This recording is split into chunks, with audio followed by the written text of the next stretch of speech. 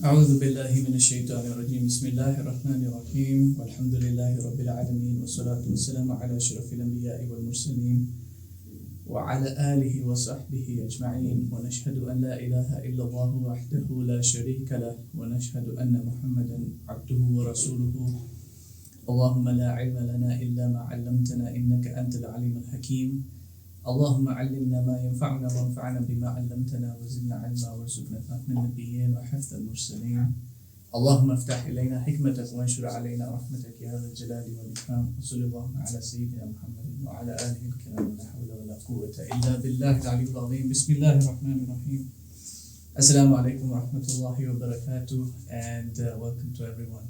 I think we are on session number 7 I think or 8, I'm not sure now.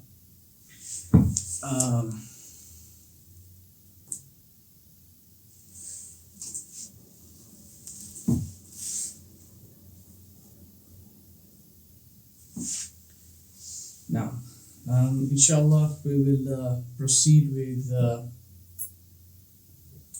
with the Hikam. Is this okay?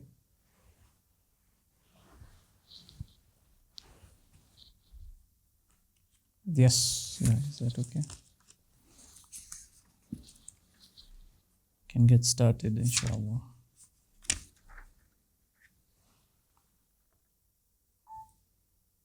Now. Okay, are we ready? Ready? Okay, let's get started, inshallah. So Hikam number 40 is where we stopped last time, so number 41, inshallah. And this is going to be the theme around this in the next number 40 to let's say number 47, inshallah. The theme is going to be around a sense of direction, I would say, is basically the theme of what it's going to be. What's your sense of direction? And so you're on this path, you want to take on this path of suluk, of rectification of the self, of the purification of the self.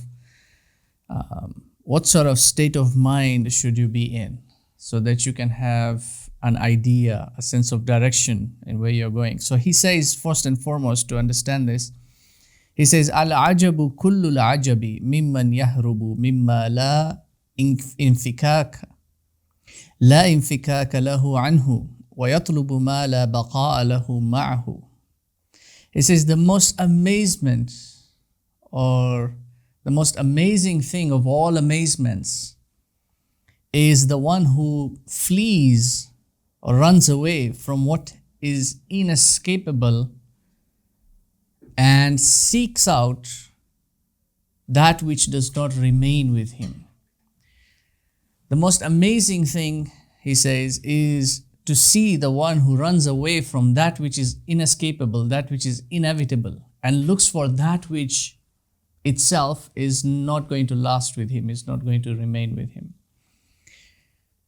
فَإِنَّهَا لَا تَعْمَى الْأَبْصَارُ وَلَكِنْ تَعْمَى الْقُلُوبُ الَّتِي فِي الصُّدُورِ. These are people who are not blinded in their eyes. It's not that they cannot see. They are blinded in their hearts, which are in their chests. Their inner insight, because they are aimless. The Quran asks, فَأَيْنَ تَذْهَبُونَ إِنْ هُوَ إِلَّا ذِكْرٌ لِلْعَالَمِينَ. Where are you going? Guidance is here in front of you. The pathway has been outlined for you. Where are you going? There's an interesting story in the Mahabharata. In the Mahabharata.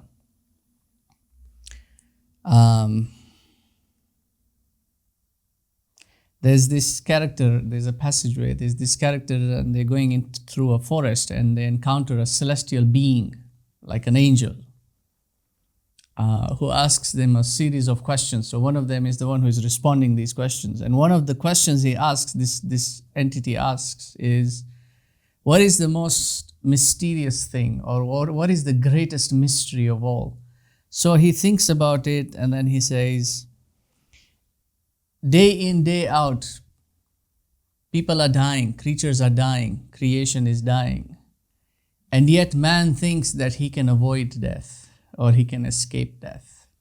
In other words, does not even think about it at all. The greatest inevitability, he always tries to run away from it. He finds that to be the greatest mystery of all. Al-ajabu kullu al-ajabi. The most amazing thing of all amazements is running from what is inevitable, what is going to happen, and pursuing that which is not going to remain with you, is temporal. And so these are the people who are blinded in their insight. What kind of people are they? And what is the admonition that Ibn Ata'illah gives? He says, "La tarhal min kaunin ila kaunin." Don't move or journey or put your bearings from creation to creation, or from created thing to created thing, from one worldly thing to another worldly thing. Don't make your motion to be between these things. Again, the Quran asks, فَأَيْنَ تَذْهَبُونَ? Where are you going? Don't make your motion to be among created things. فَتَكُونَ كَحِمَارِ الرَّحَى. Otherwise, you will be like the donkey at the mill. You know, the mill, they have the mechanism makes the mill run, and the donkey goes round and round in circles, making the mill run. يَسِيرُ وَالْمَكَانُ الَّذِي ارْتَحَلَ إِلَيْهِ هُوَ الَّذِي ارْتَحَلَ مِنْهُ أَوْ عَنْهُ. He moves from where he begins, he makes a full circuit, he comes back to where he was before. Round and round in circles. That's the nature of movement between creation, from one creation to another creation. It seems like it's different. Some things have changed. The semantics or the particulars, the looks of it has changed, but it's still a created thing. And if you're moving between creation, then you are essentially moving round in circles. He says, وَلَكِنْ ارْتَحِلْ مِنَ الْأَكْوَانِ إِلَى الْمُكَوِّنِ. Rather, your motion should be between creation and the created realm to the Creator Himself. وَأَنَّ إِلَىٰ رَبِّكَ الْمُنْتَهَى. Indeed, it is only to your Lord that the ultimate return is going to be. Ultimately, this is where we're all headed towards. We're all going back to our Lord. So he then says, فَانظُرْ إِلَىٰ قَوْلِ صَلَّى اللَّهُ عَلَيْهِ وَسَلَّمَ. So look at the words, at what the Prophet ﷺ has said. فَمَنْ كَانَتْ هِجْرَتُهُ إِلَى اللَّهِ وَرَسُولِهِ فَهِجْرَتُهُ إِلَى اللَّهِ وَرَسُولِهِ. This is the hadith that we started with in the first place, the first hikam. إِنَّمَا الْأَعْمَالُ بِالنِّيَّاتِ وَإِنَّمَا لِكُلِّ امْرِئٍ مَا نَوَى فَمَنْ كَانَتْ هِجْرَتُهُ إِلَى اللَّهِ وَرَسُولِهِ فَهِجْرَتُهُ إِلَى اللَّهِ وَرَسُولِهِ وَمَنْ كَانَتْ هِجْرَتُهُ لِلدُّنْيَا يُصِيبُهَا أَوْ امْرَأَةٍ يَنْكِحُهَا فَهِجْرَتُهُ إِلَى مَا هَاجَرَ إِلَيْهِ. The one who journeys, who made hijrah, who migrated to Allah and His Messenger, then he migrated to Allah and His Messenger. This is important. We're going to start a different section on logic today, and we're going to talk about the 4 types of tasawwur in a given statement. One of those tasawwur is a primary piece of comprehension, comprehending what you would call a preposition in speech, how it's used, and in what context it's used, and what kind of preposition is used. This is an important factor. When you look at this hadith and many other hadiths, you have to examine the prepositions that are used, because this is where the greatest of khilaf arises. He's using the preposition ilallahi wa rasulihi, to Allah and His Messenger. I mean, we're trying to translate it, but you really have to understand the way the Arabic is executed and articulated. وَمَنْ كَانَتْ هِجْرَتُهُ. Now he says, لِدُنْيَا يُصِيبُهَا أَوْ امْرَأَةٌ يَنْكِحُهَا. In some riwayat you will see إِلَى دُنْيَا يُصِيبُهَا, but the most dominant riwayah of this hadith in the books of Sahih also is لِدُنْيَا يُصِيبُهَا. It is the li, and then it is attached to the dunya, which means it is indicating a sense of possessiveness in there, for the sake of dunya. In the first instance, it's not for the sake of Allah. It's not fi sabilillah. In the first instance, it is your direction, your sense of direction is to Allah, because you are on a journey. This is your journey of life. You started, you had a beginning, and you have a destination. This is what you call destiny. What is your destiny? You have a destination. And this dunya, one of the sayings of Nabi Isa is, ad-dunya ma'baratun fa'abiruha wa la ta'miruha. This dunya, this world is a bridge. It's a crossing point from one state of being into another state of being. You are in this world, which is a world of pure possibility. It's a spiritual realm in which you were in. Then you died in that realm to be reborn in this world. And now you are on this world is a crossing point to go now to the other side. So you are on a journey always. This is not the place for you to build. You cross over a crossing point. A bridge is not where you build. You don't build on the bridge. You don't establish yourself on the bridge. You cross over the bridge to go over onto the other side. So you're on a journey. Now, whether you're on the right path or not, that's where the differences lie. But every human being is on a journey through life, is in motion, not through space, not through physical occupancy. Like you're in this country and then you go to that country, or you go to that city, or you get to that planet and you get to that spaceship and you get to that space station and all that. That's not the motion. The real motion is a motion through time. That's essentially what life is. Life is a number of days that you have been awarded. You have been given as the duration of existence. And you have a final destination which you are headed towards.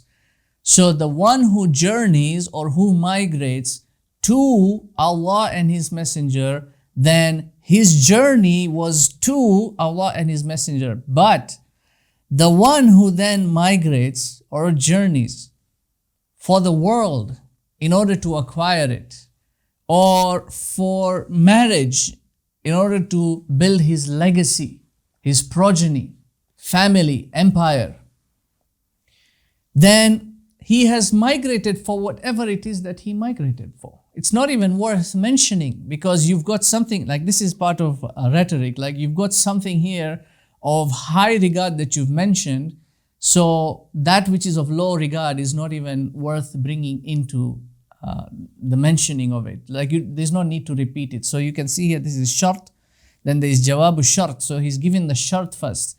فَمَنْ كَانَتْ هِجْرَتُهُ إِلَى اللَّهِ وَرَسُولِهِ. Then the jawabu shart comes in. فَهِجْرَتُهُ إِلَى اللَّهِ وَرَسُولِهِ. He's emphasized on that because that's the most important thing here. Everything else is null and void. So Ibn Ata'illah is saying here, look at these words, think about this. وَتَأَمَّلْ هَذَا الْأَمْرِ. So ponder on these words, think about these words. إِن كُنْتَ فَهْمٍ. So that you can be someone who has some sense of understanding. So you are not among those people who are blind in the eyes. You can see with your eyes, but you're blind in the heart. You have no sense of direction. You're just moving aimlessly, one job to another job, to another job, to another career, from one position in the company to another position in the company. And it makes you feel good about yourself that you've achieved something, but you know deep down, you've not achieved anything. You feel deep down this sense of depression, this sense of emptiness, of hollowness, of lack of satisfaction, true satisfaction. You can feel it internally. And you see this prevalent among so many, especially the Western world is very prevalent in this. And it's part of now coming into Eastern cultures as well.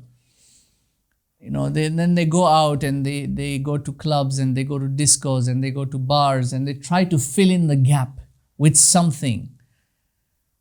They'll drink alcohol, or they'll take in recreational drugs, or they'll occupy themselves with some sort of entertainment, something that will fill that gap. But it's temporary. It's just a temporary distraction, and it just keeps them moving. Until at the end of the day, their life has run out, their time has passed, there's nothing that they can do now. So, تأمل هذا الأمر إن كنت فاهمين. Ponder on these words, on this amr, on this what the Prophet is saying, what Allah is saying to you through His Prophet. So you can be among those who have understanding. Wassalam, and peace unto you. Because ultimately, when you reach that final destination, He says, Allah subhanahu wa ta'ala, يَوْمَ لَا يَنْفَعُ مَالٌ وَلَا بَنُونَ. On that day, nothing will benefit you from your wealth or your legacy, which is what he has highlighted here, the Prophet has highlighted here. The one who is going after dunya to acquire it, that's your wealth. Or to get married, that's your legacy you want to leave behind, your children and your progeny. None of that is going to benefit you. إِلَّا مَنْ أَتَى اللَّهَ بِقَلْبٍ سَلِيمٍ.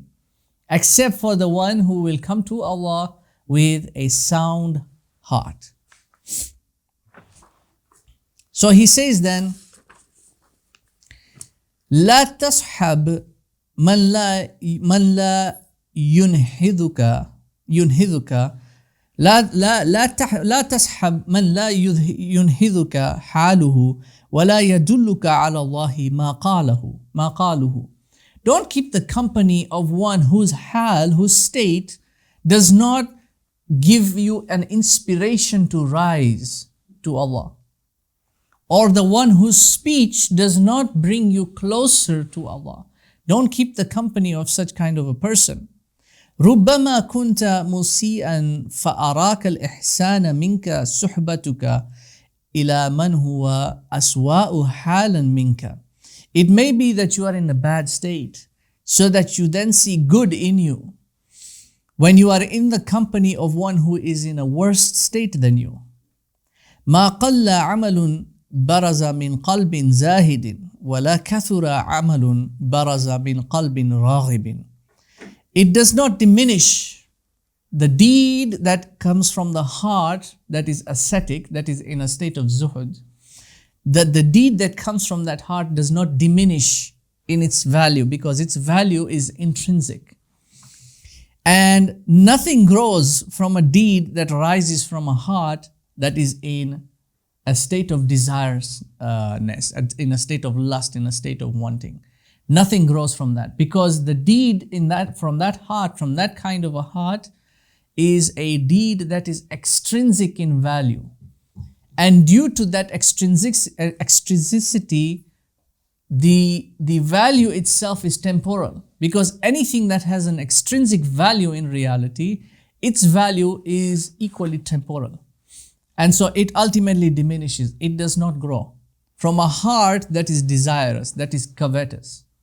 But the deed that comes from a heart that is in a state of separation from the dunyawi aspect of existence, that deed is intrinsic in value. Its value is from other than this world. And this is why that deed never diminishes. Husnul a'mali نتائج الحسن الأحوال وحسن الأحوال من التحقق في مقامات الإنزال. Good deeds are the result of good states.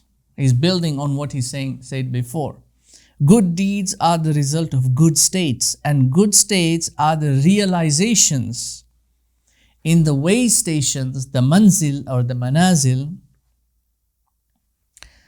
the degrees of revelation. The good states are realized in the way stations of those who have ascended into these spiritual states, or those who have attained spiritual states. Each stage.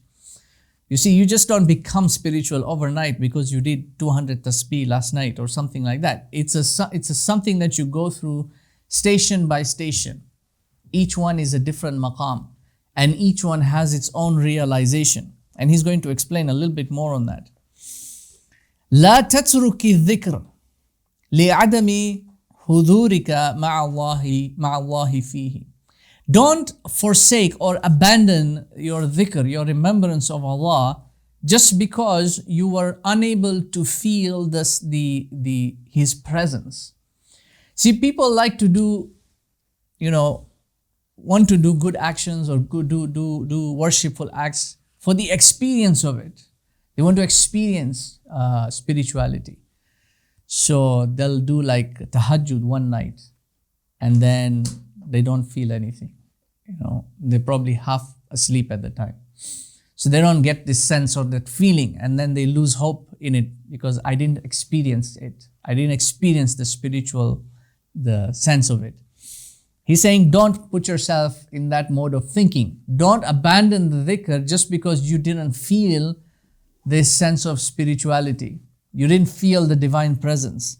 لأن غفلتك عن وجود ذكره أشد من غفلتك في وجود ذكره. Because your heedlessness from not doing the dhikr is worse than your heedlessness in the dhikr. Though you are not able to sense the divine presence, that's better than you abandoning it completely. Why? Because you don't climb a mountain from the top. You don't climb the tree from the branches. You have to go through the steps. You have to rise up. And so فَعَسَى أَن يَرْفَعَكَ مِنْ ذِكْرٍ مَعَ وُجُودِ غَفْلَةٍ إِلَى ذِكْرٍ مَعَ وُجُودِ يَقَظَةٍ. It may be that your Lord enables you to rise up, or He rises you from a dhikr that is heedless, that of His presence, that you have no sense of His presence in that dhikr, to a station whereby your dhikr is aware, like you're aware of the divine presence. وَمِن ذِكْرٍ مَعَ وُجُودِ يَقَظَةٍ إِلَى ذِكْرٍ مَعَ وُجُودِ حُضُورِ. And then from a dhikr that is in a state of awareness to a dhikr that is in a state of presence. وَمِن ذِكْرٍ مَعَ وُجُودِ حُضُورٍ إِلَى ذِكْرٍ مَعَ غَيْبَةٍ عَمَّا سِوَى الْمَذْكُورِ. And from a dhikr that is in a state of presence to a dhikr in which you do not realize anything else other than the one who is being remembered. Or you are, to a dhikr that is absent of anything and everything but the one who is being remembered. وَمَا ذَلِكَ عَلَى اللَّهِ بِعَزِيزٍ. Such a thing for Allah is not difficult at all. It's very easy. What He wants to see is whether or not you're sincere. He's not concerned about whether you can acquire the means or the resources or to build everything and to come up and present yourself in all that. He's not concerned about all of that. What He wants to know is how sincere you are. Because your lack of it, He's the one who put you in there. Your state of ignorance, He's the one who put you in there. How sincere are you in order to move from that state to grow closer to His state? You remember the previous one that we did?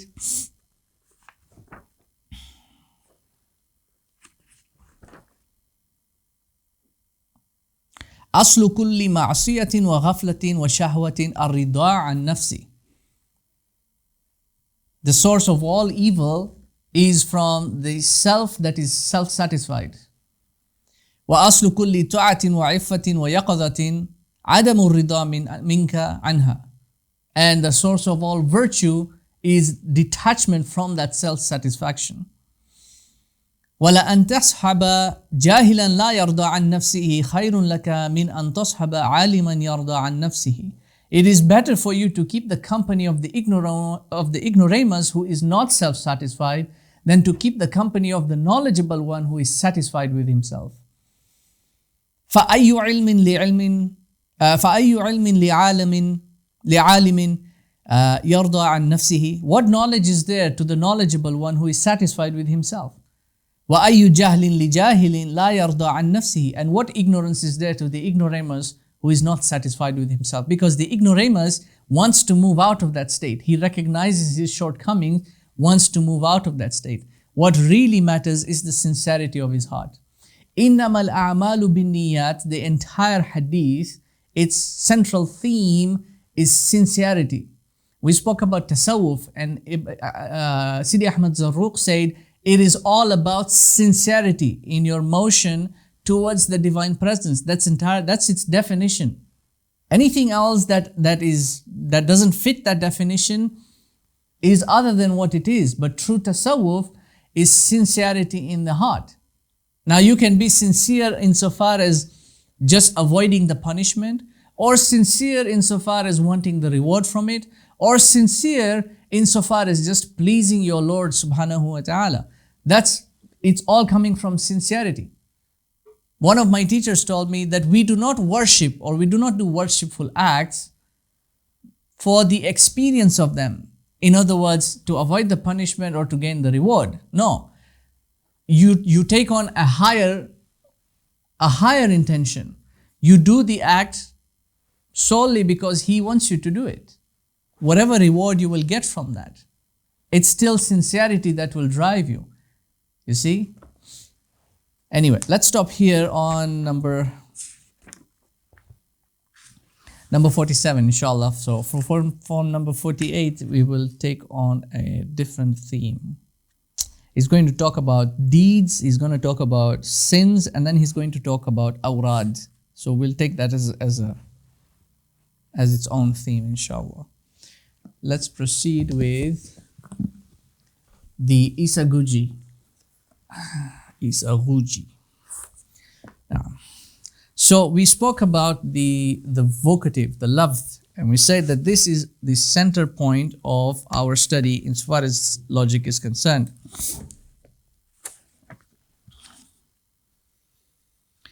So he proceeds forward now from there. The lafz. What is the lafz? How is its classification? What is its importance? Now, before we proceed in there, you have to understand now, he's going to go into try to explaining how to categorize things. And the reason why we say that logic only pertains the spoken word, not the reality itself, but the spoken word, because the spoken word is what we use to articulate reality. And it's through that as the medium, it being the only medium through which we can understand reality. So the impetus is on us to refine the spoken word so that we can have an accurate understanding of reality. In the spoken word, we do something called categorization. This categorization is something that the human mind does. It doesn't actually exist in reality. Categories, classifications, groupings, all these things, they don't exist in reality. In reality, there are no groups, there are no categories, there are no classifications. Each thing is its own thing. Each thing is unique, even though it may share some similarity in terms of its visual aspects. Like trees, they all look the same, right? But each tree is its own unique thing. It's we as the human beings are the ones who categorize them and say, okay, these are trees, and then these are chairs, and then these are tables. We are the ones who group them together. But each thing is its own unique thing. So it's important for us to understand how this classification is done in the mind, because that's what we are reliant on. It is impossible for us to understand each particular thing in reality. It's not possible. There's just too many in quantity. It's where the concept of infinity comes in. We can't quantify such a number. There's just too many particulars. It's impossible for a human being to understand each and every single tree, to study it, observe it, and know all of its particulars that is on the planet. It's impossible for us to know that. What we can do is group them together to say that oak trees are like this. So whenever you see an oak tree, you get certain characteristics that you can associate with a particular oak tree somewhere in the forest. But it's impossible for you to know each one, for you to know each and every blade of grass, for you to know every particle of sand or soil or every particle of dust. It's impossible for the human mind to know that. So the medium that we have been given by Allah subhanahu wa ta'ala, which is language, allows us to build these classifications.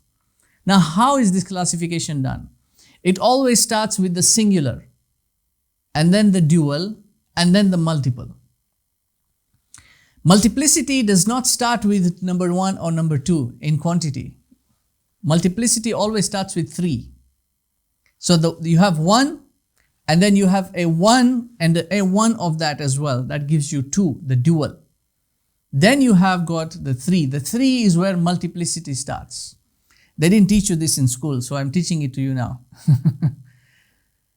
This is why you have in language, in Arabic, for example, you have mudhakkar, mu'annath, mufrad, muthanna. Mudhakkar, mu'annath is feminine and masculine. I mixed those. You have mufrad, then you have muthanna, and then you have jam'u. So mufrad is singular, muthanna is dual, and then jam'u is multiple. It starts from 3 onwards. Any quantity that is thalatha onwards becomes jam'u, multiple or plural. And that's why the language classifies the singular and the dual and then the multiple. So you have anta, antuma, antunna or antum. So anta, anti, male and female, antuma, the two, and then antum or antunna if it is a group of females. You have you have huwa, huma, hum. Or you have hiya, huma, hunna. And then you've got ana wa nahnu, because in this first person you don't talk about us. You just use the plural. But you have this classification between singular, dual, and then multiples. So we start with categorization in that sense. We start with the singular. What is the singular? And then does it split into 2? And then does it have multitudes? In those multitudes is where you find the particulars. So this is how we're going to now follow this. The classification will be done like this. So he begins by saying, so the section now we're doing are the vocables and the 5 universals. Al-kulliyatu khamsa. So he says, ثُمَّ اللَّفْظُ. So thereafter, now the spoken word, the lafz, imma mufradun, is either singular, وَهُوَ الَّذِي لَا يُرَادُ بِالْجُزْءِ مِنْهُ دِلَالَهُنْ عَلَى جُزْءِ الْمَعْنَى كَالْإِنسَانِ. So, it is either singular, of which a part from it does not designate a part of its meaning. That term that you use in the singular sense designates the complete of that object. Kal insan, like the human. If I want to refer to the hand, I don't say human. Or if I want to refer to my leg, I don't say human.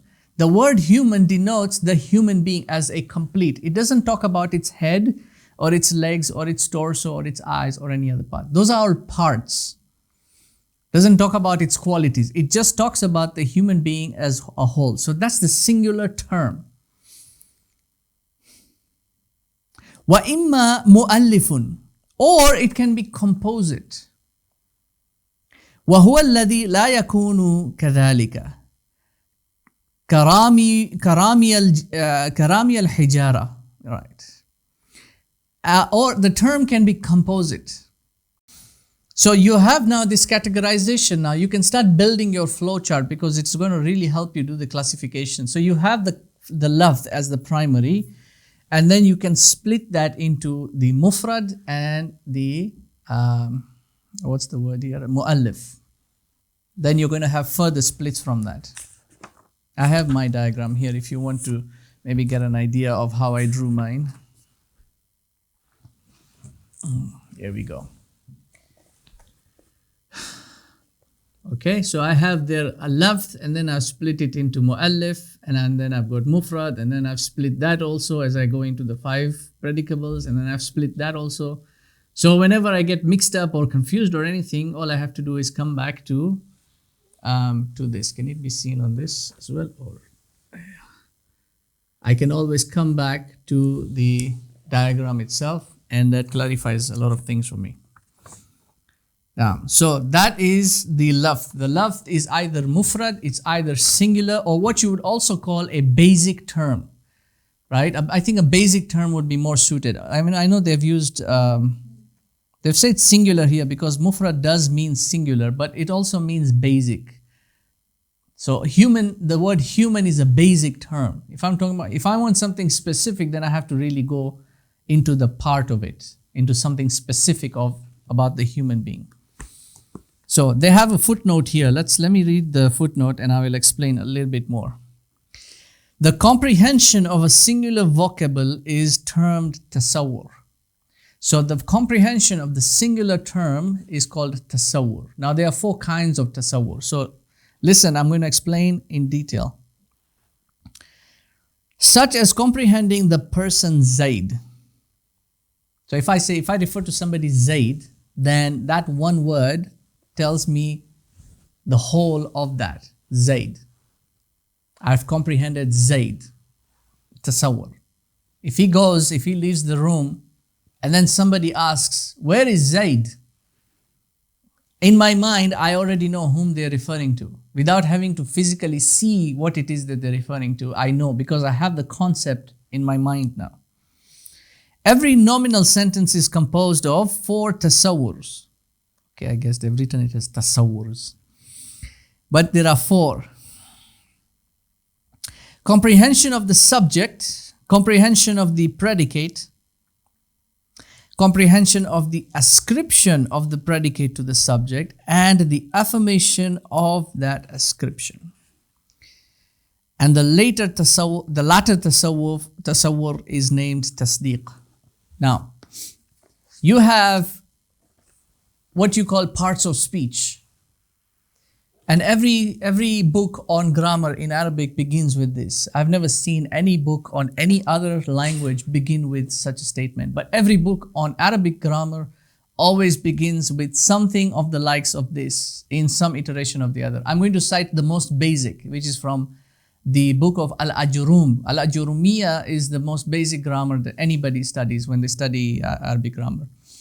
He says, Al-Kalam, speech, huwa al-lafdhu al-murakkab al-mufid bil-wad' is the uttered word that is composite, properly composed, has got benefit in what is being said, and is clear in its articulation. That's what speech is to us. To us, as believers, as Muslims, this is what speech means to us. It is properly composed. If I just say the words sky, blue, table, chair, up, down, there and here. If I talk like that, that's not intelligible speech. It's not properly composed. It's just words. And this is what you have vocabulary, and then you have language, and then you've got now grammar. Vocabulary is just a list of words. Language is how those words work together. Grammar is how they are properly articulated, how they are stationed or positioned. Otherwise, it just becomes empty speech, what you call lahu.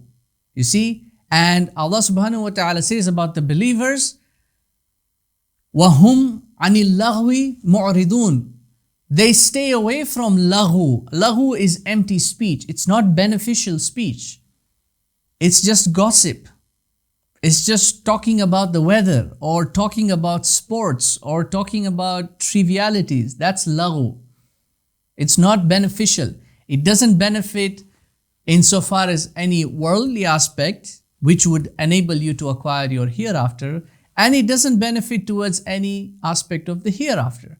So that's becomes just pointless and a waste of time.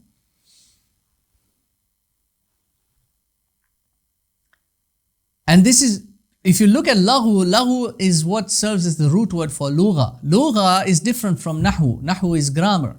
Lugha is language. And that's what language is. Language is just a bunch of words. It's just people talking. We're just talking. You see, no, we're just talking. We're just having a chat. Yeah, it's a waste of time as far as the Quran is concerned. That's a waste of time. It's a waste of energy. It's not beneficial. So speech, real speech, is not empty talk. Real speech is properly composed and is beneficial and is clearly articulated. And then he says, Al-Ajrum, he says, the next line in his versification is, وَأَقْسَامُهُ ثَلَاثَةً. It's got 3 parts. Ismun wa fi'lun wa harfun.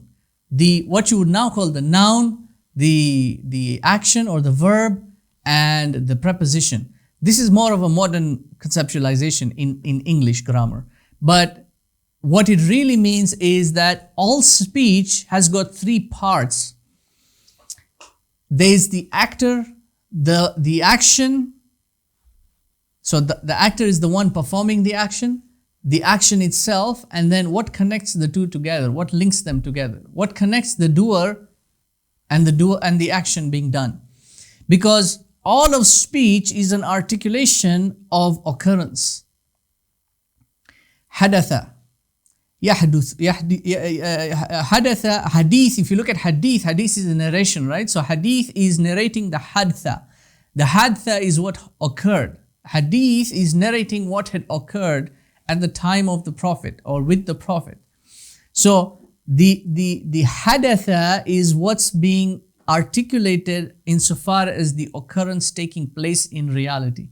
Either it took place, it's currently taking place, or it will, in hypothetical speech, might take place. It could be taking place in this tangible reality or in the formal reality, insofar as the imagination is concerned, like fiction, for example. Or it could be something that is taking place in, let's say, speech that has been written, like a story, or a fiction, or a tale, or something like that. But in either case, the speech is talking about that kind of occurrence. Either it happened, it is happening, or it will happen. And this is why كُلُّ فِعْلٍ يَحْتَاجُ إِلَى فَعِلٍ. That's a principle in Arabic. Every action demands the doer of the action. And so speech has got three parts. Anything that happens necessitates that there is somebody who is making it happen. So you have to have the ism, the one who is doing the thing, the fi'l, what is being done, and then what's connecting the two together. The first tasawwur is the tasawwur of the one who is doing the action. What you call in language, you will call the subject of the sentence. The subject and the predicate. Al-mubtada wal-khabar. The subject and the predicate. The khabar is informing about the predicate, the subject. So who is the subject of the sentence? In this case, we are talking about Zaid. So Zaid is the subject. So that's the first tasawwur, comprehension of who the subject is. I know who is doing the action. The second tasawwur is what is the action being performed or what is occurring in that situation. This is the khabar, comprehending the information that is being associated with the subject performing that, whatever it is that they're performing, or whatever it is that they're not performing. It could be in the affirmative or in the negative. So, in the example they've given here is they've given the sentence, Zaid is standing. So, Zaid is the subject and standing is the predicate. The word standing is telling you what Zaid is doing. What is his current position? That's the second tasawwur, comprehension of what it is that the subject is doing. The third tasawwur is comprehending what's connecting the two together. Because it could be Zaid is standing or Zaid is not standing. And both are different. It could be Zaid was standing, which is different from Zaid is standing, which is also different from Zaid will be standing, or is different from Zaid might be standing. That piece in the middle is what tells you the condition of what's occurring. So that's the third tasawwur. Understanding the ascription. What's connecting the two? In that hadith, فَمَنْ كَانَتْ هِجْرَتُهُ إِلَى اللَّهِ وَرَسُولِهِ. Hijratuhu is what he's performing as the action. Rasulihi, Allah wa Rasulihi, that's the target. So that's where you've got the mubtada and the khabar. There's something joining the two together. Understanding that is most crucial to understanding the essence of what's being said. Ilallahi wa rasulihi. That's the preposition that is used. That's the ascription now. That gives you an understanding of what it is. Because if I was to say, Minallahi wa rasulihi, then the meaning of it changes. Wastaghfirullah. But the meaning would change if I said Minallahi, because now I'm saying the one who migrates from Allah and His Messenger. Now I'm saying something else completely different. So that piece, that third tasawwur is most important. Because that then enables you to do the fourth tasawwur. Sorry, that was the third. Now we're doing the fourth tasawwur. The fourth tasawwur is the ending of the what question. So remember the three operations of the mind. Tasawwur as-sadij, tasdeeq and qiyas. The three questions corresponding to that are what, how and whether, and why. So the what begins with the term, the subject. That's the term. That's what the what begins with. What is it? What is happening? What is its condition? What is its state? All those whats help you then come to now the how and whether. This fourth tasawwur is affirming or negating. Affirmation. Affirming the connection between the other three. So if I give you the statement Zaid is standing, then you understand Zaid, you understand the standing, and you understand the affirmation of him standing bil mutabaqa, in reality, corresponding with reality. You have confirmed that, you've understood that. Now you can begin the process of determining the how and whether. The tasdeeq now comes after this. So, for example, in the sentence, Zaid is standing, the three tasawwur are Zaid standing and the standing of Zaid, which is denoted by the is, the preposition in between. While the tasdeeq is one's affirmation of the standing of Zaid. That's the fourth tasawwur, and that begins the process of tasdeeq. That begins now the process of deriving now a ratification or a judgment.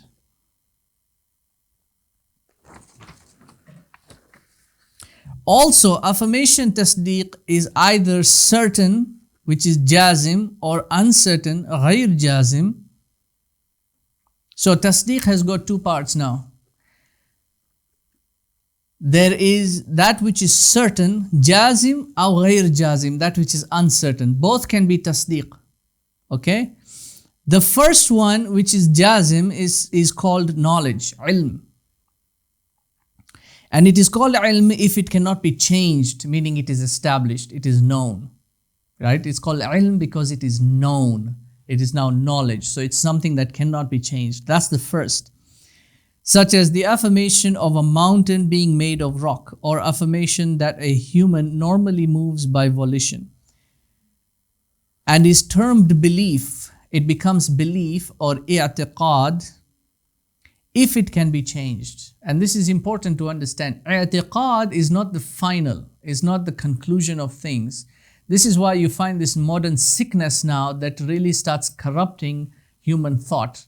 In the Muslim world particularly, this whole idea that aqidah is that's it, there's nothing more than aqidah for this group of people, and they know themselves. They don't see anything further than that. They make aqidah the means and the ends. Once that's it, there's nothing more than aqidah after that. I'tiqad is not the final piece. I'tiqad is just the initial piece. Because i'tiqad has to change, it has to shift from a rational domain into a transcendental domain. It has to ultimately settle in the heart. Iman is not the final conclusion. Iman is a process. I'tiqad is a process that takes you to a ratification. This is why when the Bedouin, they said, like Allah subhanahu wa ta'ala says in the Quran, قَالَتِ الْأَعْرَابُ آمَنَّا. Some of the Bedouin, the Arabs, they said, oh, we believe. It was instructed to tell them, قُلْ لَمْ تُؤْمِنُوا. You have not believed. وَلَكِنْ قُولُوا أَسْلَمْنَا. Rather say that we have submitted. وَلَمَّا يَدْخُلِ الْإِيمَانُ فِي قُلُوبِكُمْ. Because Iman has not yet entered into your hearts. Though you've said La ilaha illallah Muhammadur Rasulullah, Iman has not yet settled into the heart, because the process of going into the heart has to go through ilm. You cannot have Iman without ilm. It's not possible. Otherwise, it's blind faith, and blind faith is ignorance. Al-imanu bidun al-ilm jahlan. It's ignorance. That ilm is what enables you. It doesn't have to be scientific ilm, like you master all of fiqh and you master all the madhab and you master all that. No, you have to have even the basic of knowledge. And this is why Suratul Ikhlas is called Suratul Ikhlas, because it begins with sincerity. Insofar as recognizing how much you can go. Like there were many people who came to the Prophet ﷺ saying, I don't have the capability of studying and learning. I either have weak memory or, it's not something that is part of me. I don't have that capability. If I just do salat and do my saum and do my this and do my basic, will I get paradise? And the Prophet affirmed it for them. Yes, you will get paradise. So even that rudimentary, the basic, is still okay. But there is still knowledge that is associated with that kind of belief. That man who came to ask the Prophet that had to understand what it means to pray salah and how to pray salah. What it means to fast. It's not just the physical actions that are, what does it really mean to do that, to be in that state of servitude? And it comes through ikhlas. And this is why, like I said, Suratul Ikhlas, which is, if you know Suratul Ikhlas, that suffices your understanding of God. You don't need to study Ilmul Kalam to be able to go through all the different theories and doubts and all those things in order to understand who God is, so that you can then affirm faith in Him. No, at the very basic, that suffices. But that basic knowledge has to be there. You cannot have faith without even that basic knowledge, because that faith, it can falter. It can shift in any way. You start getting ideas from other sources.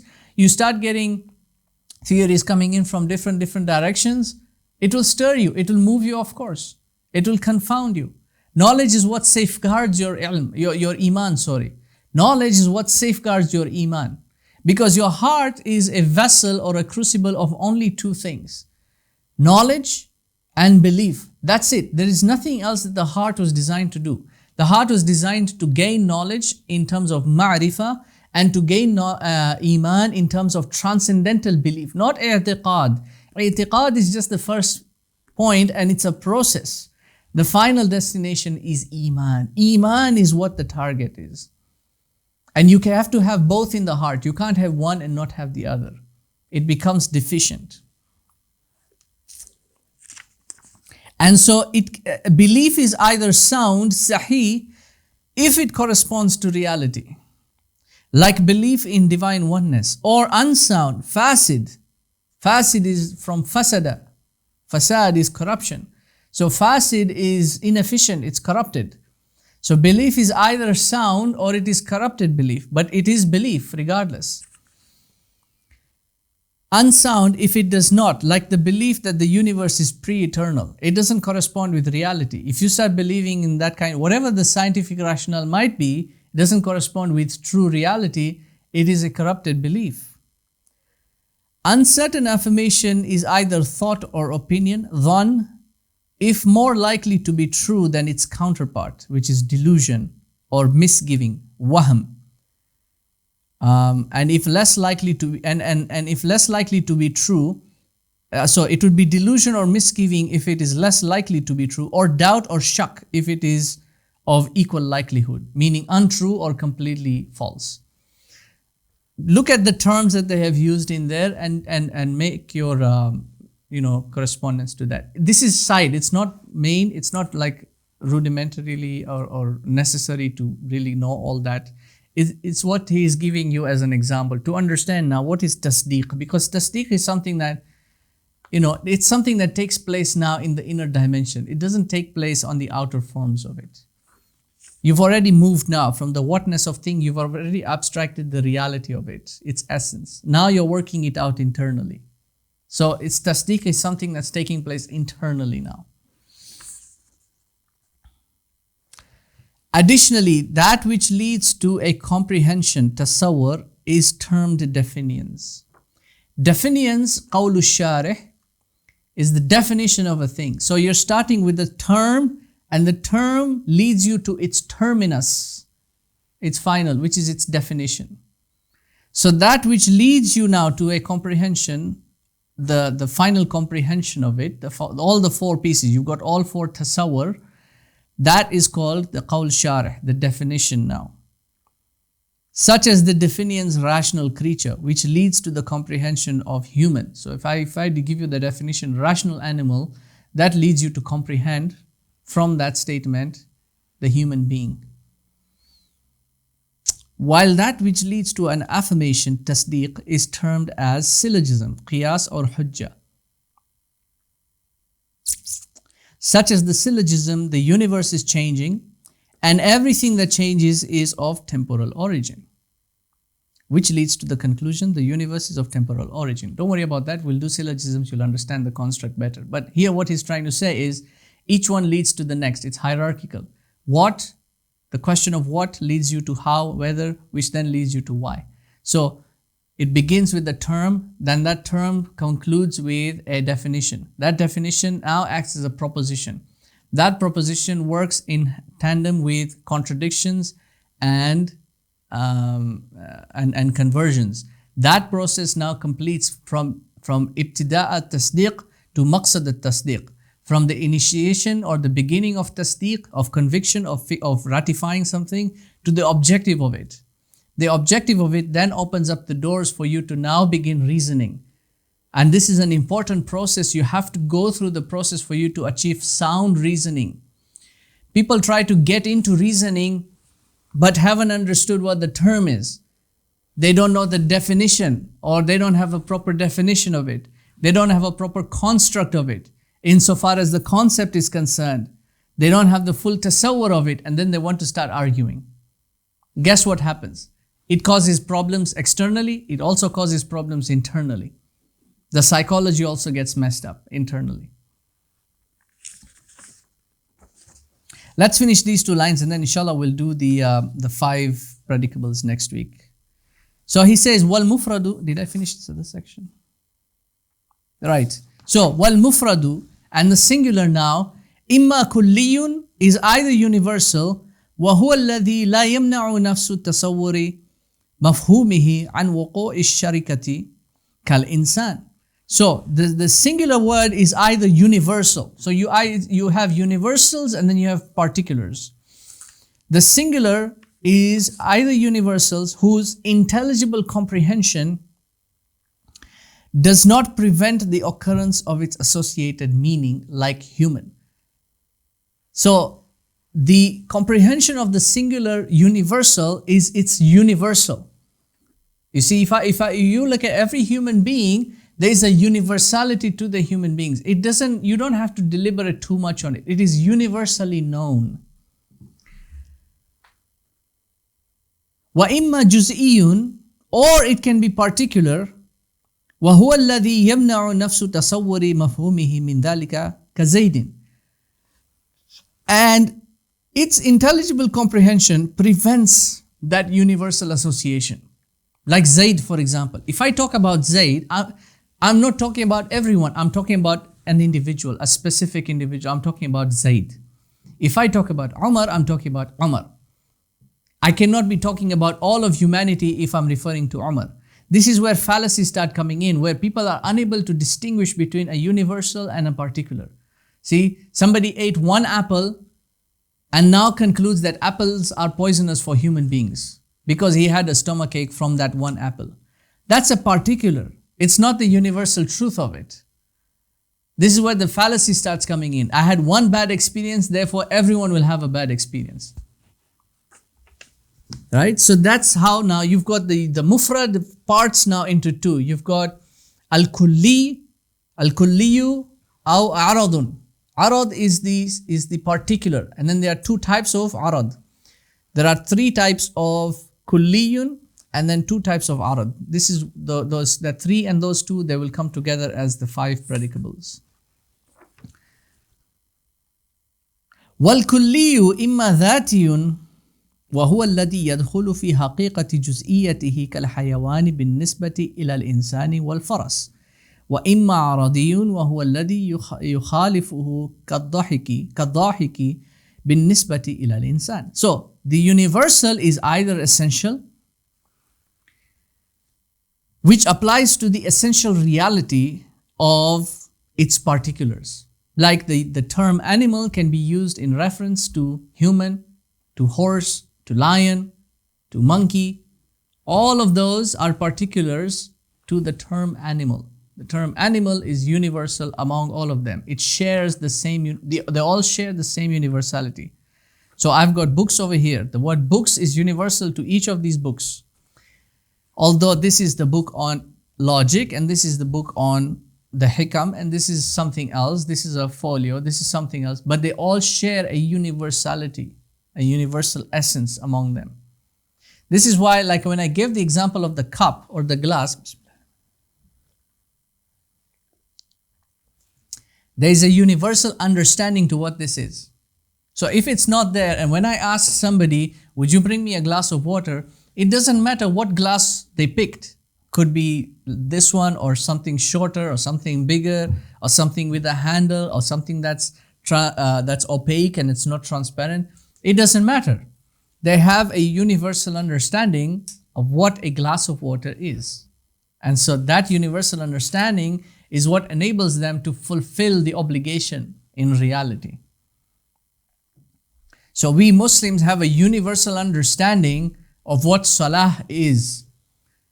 So it doesn't matter which part of the world you are in, when you hear the adhan, you have an understanding of what is required of you in that situation.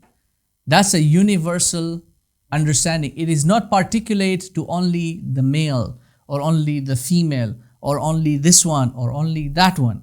You hear the call of prayer, you know what you're supposed to be doing. That's a universal understanding.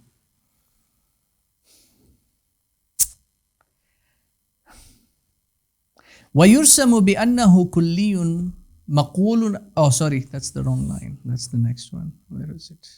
وَإِمَّا عَرَضِيٌّ وَهُوَ الَّذِي يُخَالِفُهُ كَالضَّاحِكِ بِالنِّسْبَةِ إِلَى الْإِنسَانِ. Or it can be accidental. Accidental here is a property of, it's the repercussion of. So the essence comes first, then the accident comes from the essence, which applies to the contrast of it, like the laughing one in relation to the human. So if I speak about the laughing one, and here there's a lion, there is a cow, there is a monkey, there is a horse, then there's the human. If I talk about the one who laughs, then it is universally known who I'm referring to. The accident is what comes from the essence. So the essence is human. The property of laughing as an accident comes from the human being. Color, for example, is an accident. The flower is what produces the color. The color does not produce the flower. So the red there to the rose is an accident. It's not the essence of the thing. The essence of the thing is flower. It's a flower. So a rose by any color will smell just the same. Why? Because its essence is universal to all roses. The color may differ. That's the accident. So a term can either be universal or it can be accidental. So let's stop here, inshallah. So next now he's going to talk about the 5 predicables. He's going to explain the universal, essential universal is either a jins or naw' or fasl. Those are the 3 universals. And then the 2 particulars, aradun khasa and aradun amma. So we'll do those next week, inshallah, one by one. And there is there any other footnote here? There is footnotes number 6 and 7. You could take a reading into that, and what I'll do, inshallah, next week is I will repeat that line and we'll go through the footnotes again and I'll explain in more detail, inshallah. So let's stop here, take a quick 5-minute break and then resume questions and answers. Please keep your questions ready. I have very limited time between then and Maghrib, and I don't want to miss Maghrib. So have your questions ready, inshallah. We can proceed immediately. Jazakumullahu khairan. See you in 5 minutes.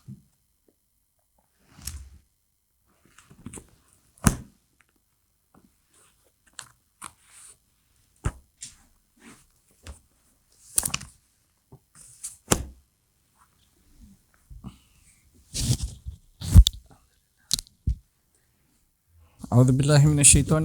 Bismillahirrahmanirrahim. Let's start, inshallah. Naam.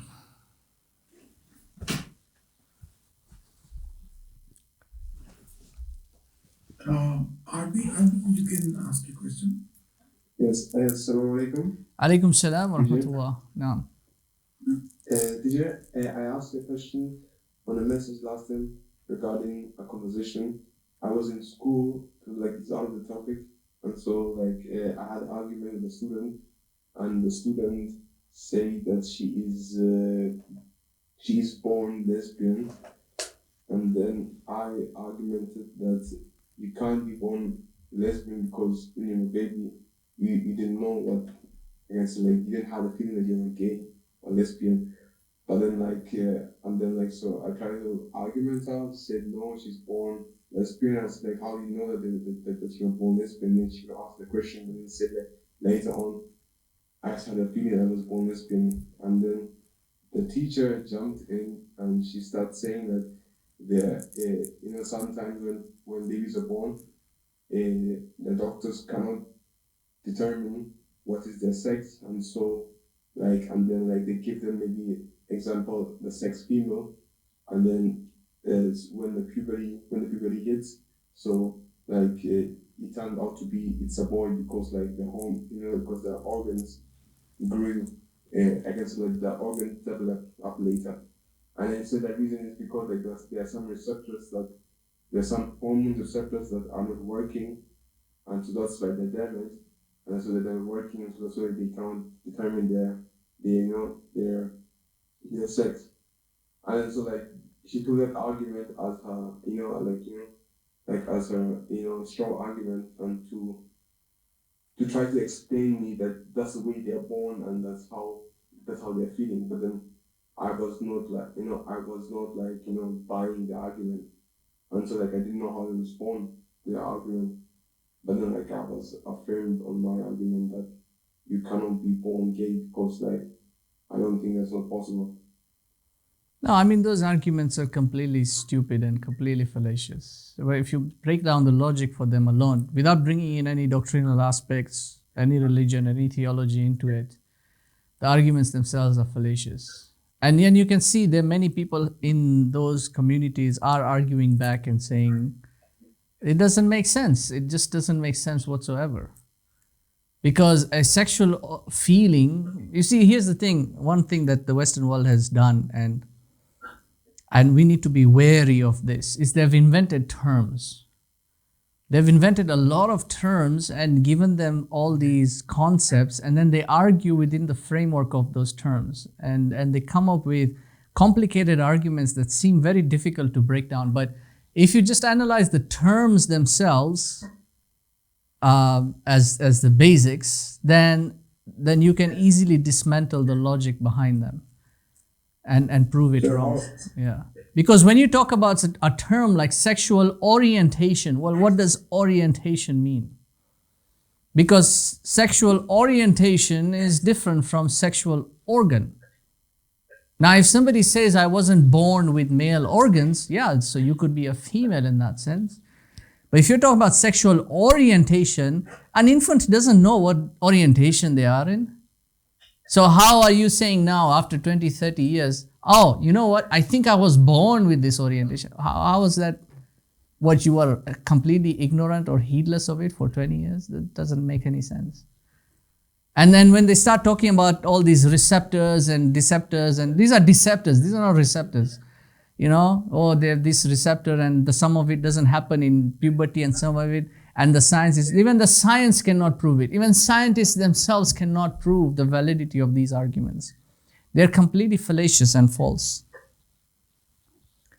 Yes, sir. Like it was a girl who, the girl said that, when I asked her that, like, when did you start to think that you are lesbian? She said that no, I was born like that. And so like I could not answer her question because like she was, completely on her side, like, Yeah, they've convincing.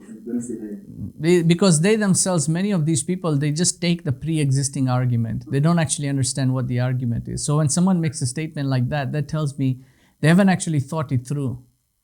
They've just taken a pre-existing argument, and because their shahwa is overly active, their lust, the what you call the basic sexual satisfaction is not enough for them.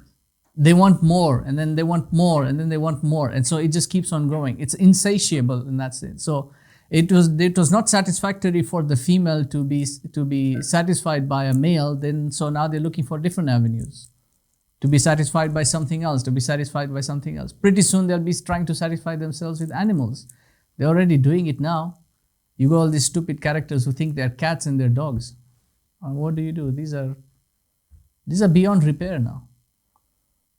You can't fix stupidity. That's just the truth of it. Some of it is psychological. It's not to say that there are some people who do actually feel that way. There are studies that have been done in our tradition regarding such kind of people. There are genuine people, genuine cases, but it's a very, very small, very marginal percentage of the entire population that actually feels that way, has this deep feeling that they were not in the right body or they were not given the right body. And that's a psychological problem. It's not a physical problem. Sexual orientation has got nothing to do with physicality. It is psychological. This is why when they start bringing up these terms, it's important to separate them, to really go down to the basic syllogism, the basic preposition. What does the term mean? You have to force them to give you a definition, and that definition has to fulfill the conditions of logic for their statement to be regarded as logically sound. And they don't like it. They will argue back. So be careful because it can get very violent. Yes, sir. Sir, I have one question. You were talking about software. Like you said, the software can be categorized in you said an example like Zaid could be standing, could be sitting. No, he was standing, or he is standing, or he will be standing. Like, what is that? What's the name of that category? So the four parts of that. The first tasawwur is tasawwur of the subject. Who is the subject? Who are you referring to? So when the person makes the statement, what is the subject of the statement? So Zaid is the subject of the statement. So you have the first tasawwur is comprehending who is Zaid. Is it this Zaid or that Zaid? Because there could be more than one. So which Zaid is it? All right, what's the predicate now? Quality that is being associated. He's standing. Is he standing or is he sitting? Is he lying down? Okay, he's standing. So you've got that. You've understood that. Is he doing it now? Did he do it at that time? Did he do it later on? When did he do it? So that's the third tasawwur. The fourth tasawwur is to affirm its reality. So you have some sort of mutabaqa, some sort of proof, some sort of thubut that will tell you, okay, he's standing right now. Or see, I have a picture, he was standing at that time, or something, whatever it might be. But you have something that will help you affirm it insofar as its reality. Because somebody might say, okay, Zaid is standing. Well, you're thinking he's standing on the floor. Turns out he's standing on a chair, or he's standing on a table, or he's standing on a ladder. Right? So the concept was formed in your mind when the statement was given is different from what is happening in reality. So that's the fourth kind of tasawwur. All of them have to be affirmed, 1, 2, 3, like you have to have a check mark on all those before you move on to the next stage of tasdeeq. Jazakallah khair, sir. Jazakallah. Ariba, you may ask the question now. Assalamu alaikum. Wa alaikum salam wa rahmatullah. Ustad, my question is regarding the hikams that we the 46th Hikam, where you said that good actions are a result of being in a good state. But previously, we also read the Hikam that we are not to, do not make a request to him to get you out of the state so as to make use of you in a different one. I guess that was Hikam number 19. So, I mean, is this contradictory? No, it's not contradictory. So the previous one was speaking about your physical state or your state in time. You know, you're in a state of poverty, for example, or something like that. What he's talking about in this one is to be in a good state, a good spiritual state internally. So, you know, good actions are the result of being in a good state internally. Bad actions are a result of being in a bad state internally. So, innamal a'malu binniyat, the action is contingent on the intention. The intention is internal. So, if the intention is formulated in a sound state, then the action will bear some fruit. But if the intention is formulated in a bad state, then the intention will turn out to be corrupt, and then the actions will be corruptive, right? So, it's talking more about this, the psychological or the spiritual state. Okay, thank you. There's also another question regarding the trend that's going on with the manifestation and law of attraction trend and the subliminals that's going on. I mean, how is that logical? Is that possible? No, I don't really believe in that stuff. I really don't. I don't because I feel many psychologists also feel that that's more like pseudo psychology. It's fictitious. It's what you call feel-good psychology. So they may be taking facts that are real, that are factual, but then what they're trying to present it as is, you know, there's some sort of like the universe has the plan, and so just follow the universe and the universe will set you on the right path, or trust in this, or trust in the what is unfolding. It's all pseudo, right? Because at the end of the day, you are the one who is responsible for your actions, and you have been given the will and the power to decide which way you're going to cultivate. So all these things about law of attraction and all these things, I don't believe in that stuff. I think that's pseudo psychology. It's fictitious. Thank you. No.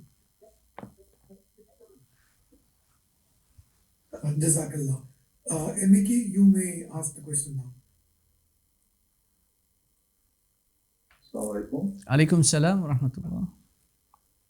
Ustad, I have a question about heart and soul.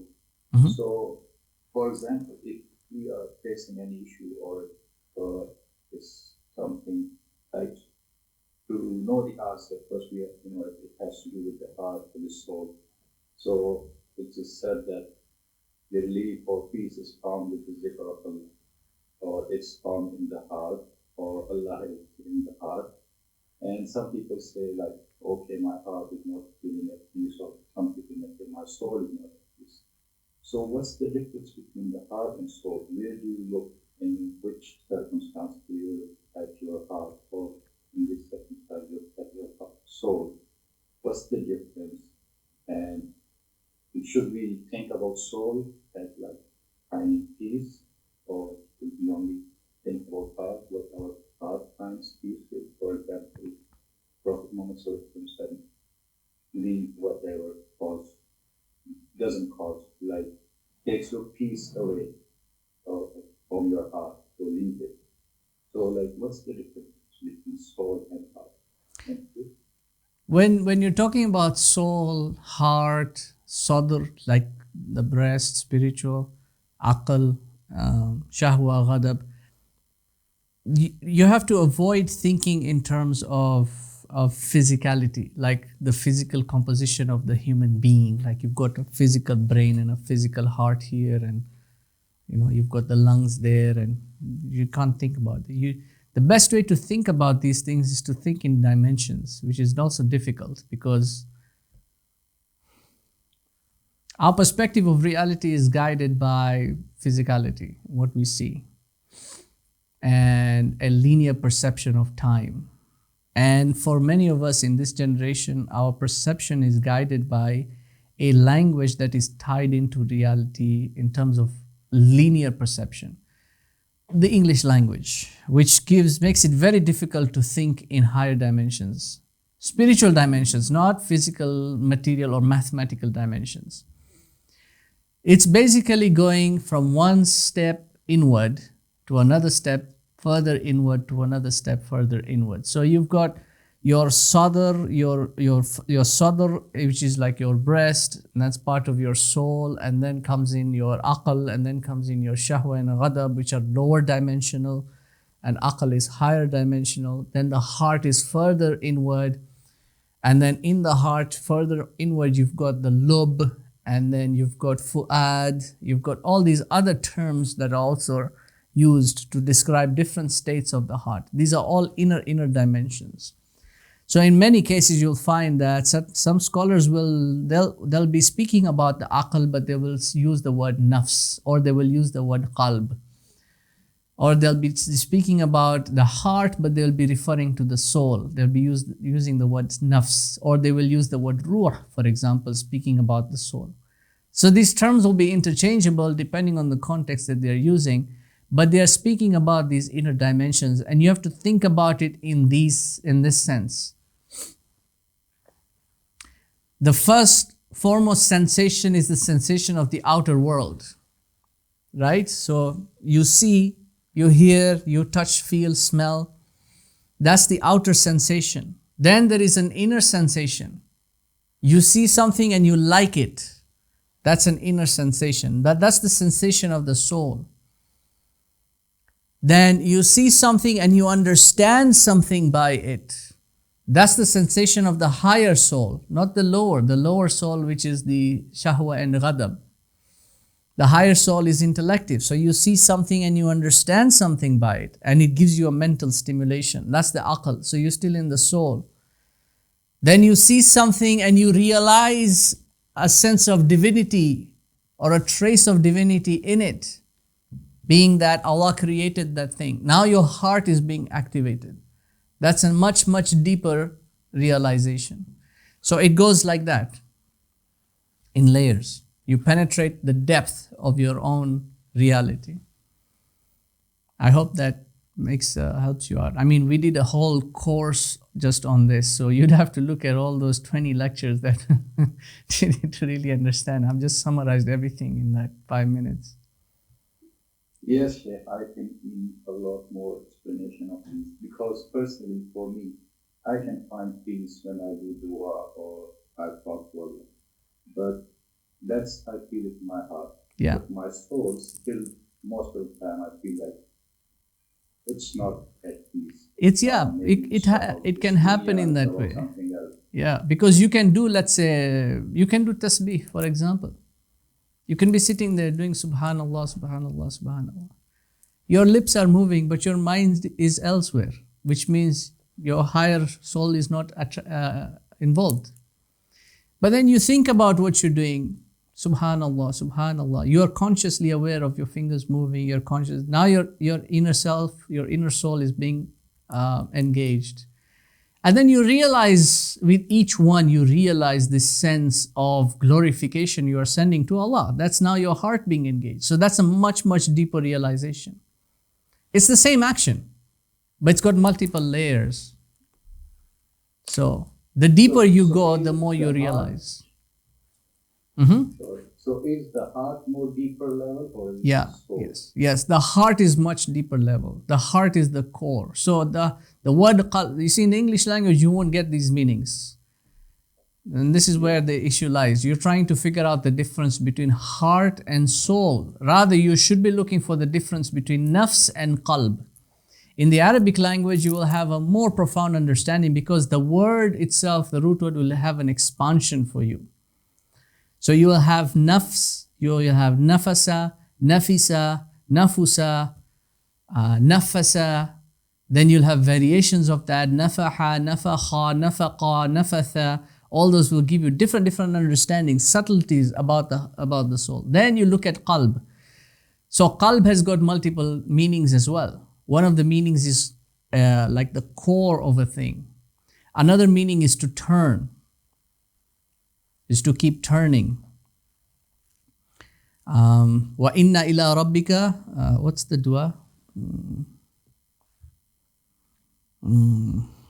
Subhanallah alladhi sakhara lana hada wa ma kunna lahu muqrin wa inna ila rabbina lamunqalibun. Right? So lamunqalibun, that's the word for qalb, turning back. We turn back to Allah subhanahu wa ta'ala, or to Him do we return.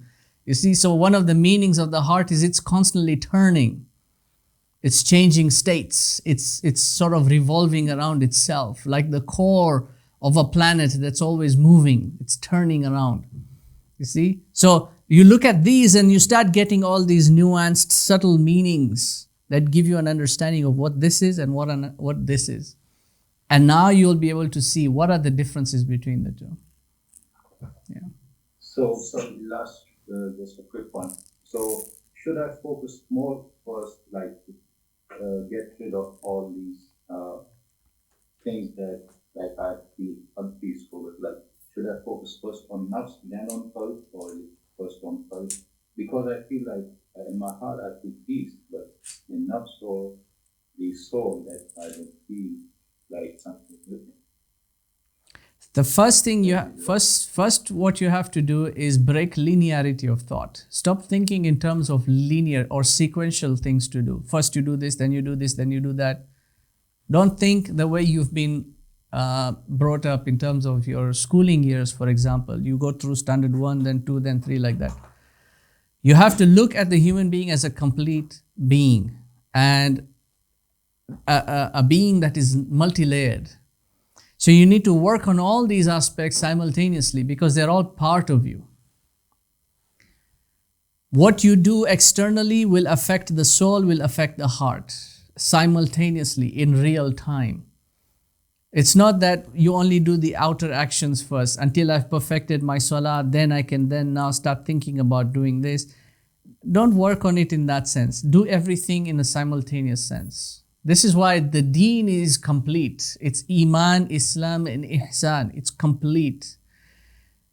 Though you have to go through the process of sort of mastering the outward first, then you start mastering the inward, but you still work on all these simultaneously. You make an effort on all of these simultaneously. So, and don't try to take on the whole thing at one go. It will be overwhelming and it will discourage you, and you won't be able to you'll start moving away from it. Take it in bits and pieces. So do the outward first. If you are not praying salah, pray salah first. Do the fara'id first. If you're not doing it, then you can start taking on the sunnah. Then you can start taking on the nafilah. So that's your salah you're doing. Simultaneously, you will be doing Saum. Ramadan is coming up. Now you start working on that also. If last Ramadan you weren't reciting the Quran, now start dedicating some time and start building up. Do a half hour and a few sections. If you're not able to do the full, increase it bit by bit, you see. If you were not doing Taraweeh, maybe do that. If you're not able to, that's fine, doesn't matter. If you were not doing Tahajjud last time, maybe do Tahajjud this time. You see, so build it bit by bit, step by step, like that. At the same time now, also start working on other aspects of building your Iman. You cannot do Iman without ilm, therefore try and build up some sort of ilm on that. Try and study the religious sciences. You don't need to do the whole thing at one go, do step by step. There are many books that have been written, many courses that you can do that will take you step by step. And then you work on your ihsan as well. So, charity, for example, is part of ihsan. Taking care of others is part of ihsan. Being consciously aware of yourself in things that you were, let's say, deficient on. Things that made you feel some sense of jealousy or envy. Things that made you feel a sense of greediness. Be consciously aware of those and start rectifying them on smaller and smaller levels. That's how you take step by step. But don't think in terms of linearity. Okay, until I've studied the whole of fiqh, after I've mastered the madhab, then maybe I can start think about, like this, and then maybe I can start doing that. No, it will take you several lifetimes to accomplish it all. So, I hope that helps you. Now, somebody else? Jazakallah, Ustad. Muhammad Jasran, you may ask. Assalamualaikum, sir. Alaikum salam wa rahmatullah. Could you please go through this saying from Hikam number 47? Number 47. لأن غفلتك عن وجود ذكره أشد من غفلتك في وجود ذكره. I quite didn't understand it. Okay. So, لا تترك الذكر لعدم حضورك مع الله فيه. Don't forsake your dhikr, your remembrance of Allah. He's not talking about like dhikr, like this dhikr, okay? He's talking about remembrance of Allah or being cognizant of Allah. Remembering Him in every act, in every wakeful moment of your life. Don't forsake that because you feel like you're not feeling His presence or you're not in His proximity. Because that can happen. You can feel like it. Or you perform an action whereby you are expecting that spiritual experience. Like you woke up one night, got ready, everything, you put your attar and your turban, everything, you were ready for tahajjud now, going for it. Then halfway through you fell asleep. I didn't feel spiritual. What a waste of time. I could have just, something like that. You do feel that because you're coming from a distance. You can't just enter into the proximity. You have to go through the process. And that process includes the trial or the trying, constant perseverance, the strife and the struggle. لأن غفلتك عن وجود ذكره أشد من غفلتك في وجود ذكره. Your heedlessness in your remembrance, heedlessness meaning you're not aware of His presence, is better than your heedlessness from remembrance. Being heedless in the remembrance is better than being heedless of the remembrance. So though your mind might be drifting away, it's fine. You're struggling with that. And many people struggle with that. For example, you're praying salah as soon as you start, Alhamdulillahi Rabbil Alameen, Ar-Rahmani Rahim, your head is already in the kitchen. And then you just finish, all of a sudden you're doing Assalamu alaikum wa rahmatullah, and you suddenly like, did I finish? Did I pray 4? Did I pray 3? How many did I pray? You understand? That happens. And that's the struggle. You're struggling against that.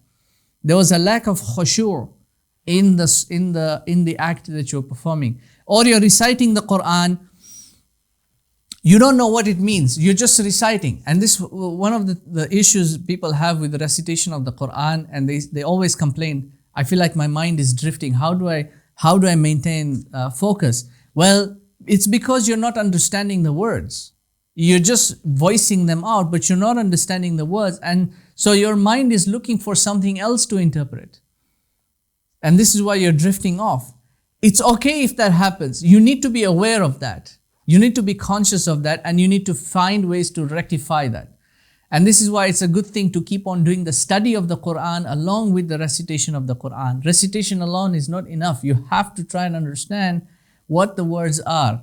And there's plenty of material, there's plenty of books that you can use to gain that. Whether it's a translation or it's a tafsir or it's whatever it might be.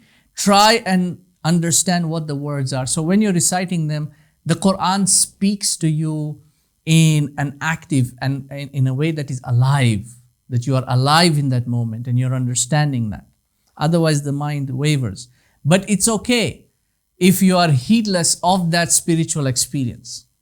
It is better that you are in that state rather than to think that because you're not getting anything out of it, it's not for you. Allah has not opened the doors for you, or has not invited you, or has not granted you that. It's better for you because it's worse for you to be in that state as rejecting or forsaking the remembrance altogether. فَعَسَىٰ أَن يَرْفَعَكَ مِن ذِكْرٍ مَعَ وُجُودِ غَفْلَةٍ إِلَى ذِكْرٍ مَعَ وُجُودِ يَقَظَةٍ. It may be that He raises you from that lower station of heedlessness in the remembrance to now a station of awareness in that remembrance. Why? Because of your perseverance. He is now giving you openings. He wants to see the sincerity in your efforts. It's not the quantity of deeds that He wants. He wants to see how sincere you are in your efforts. Are you struggling? And if you're struggling, are you sincere in your struggle? And when He sees that, He opens up the doors for you. Now you start getting these unveilings.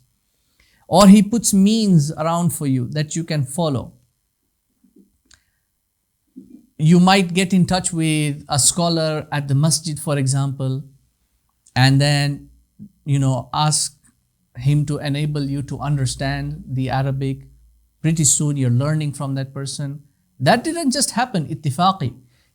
He put it for you. That's the means that he has put in your way. He's put that sabab in your way so that he can help you. You see? So in whichever way, it may be that he gives you the means by which you can then start rising to a state of now being aware of this spiritual experience. You're now being conscious of your dhikr, your ibadah. وَمِن ذِكْرٍ مَعَ وُجُودِ يَقَظَةٍ إِلَى ذِكْرٍ مَعَ وُجُودِ حُضُورٍ. And then from that station of awareness to a station of presence, to a station of being, you're actually there. You can feel the divine presence around you. Not feel like externally feel, but feel it in the heart. وَمِن ذِكْرٍ مَعَ وُجُودِ حُضُورٍ إِلَى ذِكْرٍ مَعَ غَيْبَةٍ عَمَّا سِوَى الْمَذْكُورِ. And from that station of being in presence to a station now in which you are absent from everything else except the one who is being remembered. There's a complete disconnect from everything else except the one who is being remembered. The Prophet ﷺ, he was able to pray, wake up at night and pray his tahajjud, and Aisha would pull her legs back. When he would go for sajda, she would pull her legs back. Here is a man who escaped the world. He would run away from the world to go into isolation because he was looking for the divine presence. His heart told him that there is more to it than just this. And he would go and isolate himself to find those answers. That's at the beginning of his prophethood. And towards the end of his life now, he is praying in the world, his beautiful wife right there, and he is at one with his Creator. Nothing matters to him in that situation. This is why you find many of these Sahaba, like they would go for battle or something, and if he had like an arrow in his leg, they would say, wait until he goes into prayer and then pull it out. He would not feel any pain when that is happening. Why is that? They are now at that stage whereby nothing matters except the one who is being remembered, the divine presence. They are right there in the presence of Allah subhanahu wa ta'ala. وَمَا ذَلِكَ عَلَى اللَّهِ بِعَزِيزٍ. Such a thing is not difficult for Allah to make happen, so long as there is sincerity in what you are doing. Now, I hope that helped you, inshallah. Yeah. I have another question. Is the meaning accident appropriate for the word aruz? Ard. Oh, you mean like in logic? Yeah, that's the right word. Yeah, that's the right word. It's used as a technical term. Wouldn't this also give justifications to certain notions, like someone did ask a question about sexual orientations previously? It does, because this is how they end up manipulating logic. But unfortunately, even in English, in the science of logic, accident is used as a technical term. There's no other term that can be used for that. So the direct translation of that from arad is accident, but it is used as a technical term. Now, the person who made such an argument is saying that the accident came before the essence. And this is where the root fallacy is lying. So they're saying the sexual orientation is something that they were born with. However, the sexual nature itself does not appear until the age of puberty. It's an accident. The essence of the human being comes first. So what this person is saying is that I was born with the accident, ergo the accident in this case is my essence. You understand? This is where the fallacy is lying. Well, if you look at the mutabaqa, the reality of it, the sexual identity, I'm trying not to use the words that they use, but that the sexual part, the sexual nature of the human being does not develop until the age of puberty. A child doesn't have any sexual inclinations. That's what is mutabaqa, that is conformity with reality. A child does not have any sexual relations, does not have any sexual inclinations, whether it's male or female. They have got no sexual association. This is why children, they don't feel this sense of embarrassment or anything when they are with, other children, boys and girls, they're playing together. They don't have that sense of shame or haya in that. Adults have to sort of explain it to them, try and play with only boys or try and play with girls or on. We have to explain it to them because we're trying to cultivate them ready for puberty. But children do not have any sexual inclinations. The inclination itself comes at the age of puberty. Ergo, the human being comes before the sexual inclination comes. So the sexual inclination in this case is like the color to the flower. The color does not come first, the flower comes first and then the color develops. So the inclination in this case is an arad, it's an accident. So for someone to say, I was born with it, that's logically flawed right there. It's wrong, false, khalas. Because you cannot be born with an accident. The accident comes after. No. I hope I answered that question. Or Jazakallah. no. Jazakallah, Ustad. These are all the questions. Okay, so we are done for today, inshallah. Asking if you can Mm-hmm. put up the diagram so we can take a screenshot. You want to see the diagram again? No, make your own diagram. Why you want to copy mine? If you hold the tree that you set up, that you drew to the camera again so we can take a screenshot. Yeah, I'll do that, but please don't copy my diagram because copying is not going to help you. Try and draw your own diagram based on what you're learning so that it can benefit you in terms of your memory. But there you go. There. So you can take your screenshot from there. It's only referential. Please don't copy my diagram word for word because you're just taking what my projection is. Rather, it's better for you to see the text itself and the terms and then draw the diagrams per how you understand the text. And that is going to stick stronger in your memory. Okay. How do we distinguish Mm-hmm. building on the bridge versus awarding activities required? Example of earning risk, find a home, obtaining material wealth, or having a spouse which can help complete happy life. Should one be continuously making the intention in order to make sure we keep ourselves from pendulating to the other? Pendulating to the other extreme. I am not understanding the question there. How do we distinguish between building on the bridge versus worldly activities required? Example of earning rizq, finding a home, obtaining material wealth, or having a spouse which can help you complete half your iman. Should one be continuously making the intention in order to make sure we keep ourselves from pendulating to the other extreme? The hadith there is not saying you're not allowed to look for a spouse and build a family. It's not saying that you're not allowed to seek out some dunyawi aspects. It's not a prohibition. It's telling you, it's giving you the formula for doing what you call firaq. This is enabling you to actually cultivate your mind, to distinguish between that which you allocate for Allah and that which you allocate for the world. Because a lot of people, they will pursue the world and say, oh, no, I'm doing this for the deen.